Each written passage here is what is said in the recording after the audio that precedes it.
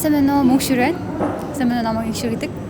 Маш бахархмаар өв соёлтой ийм ад түмэн гэдгээр илүү өнөөдөр мэдлээ. Тийм. Тэгээд ийм гоё одоо өв соёлын одоо музейг одоо байгуулж тэ ард түмэндээ ийм соёлын өмнөдөө ийм одоо зүйлийг үлдээж байгаа.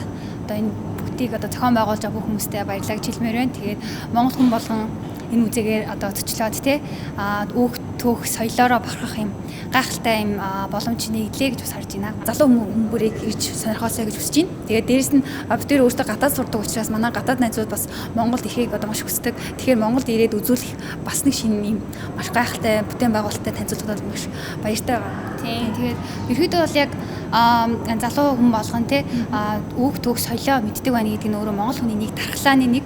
Тэгээд одоо ингээд битүүрийн зүгээс ингээд харахад одоо ийш тийшээ одоо олон улсын тэмцээн уралдаан эсвэл гадагшаа сурж байгаа залуучуудын маань хувьд гэх юм бол түүхийн мэдлэг бас төдийлөн сайн байдаггүй. Тэгэхээр яг олон улсын хэмжээнд олон улсын энэ зүйлд оролцож байгаа бол өв түүхээ мэддэг байх нь бас нэг монгол хүний дархлаа болоо гэж боддог.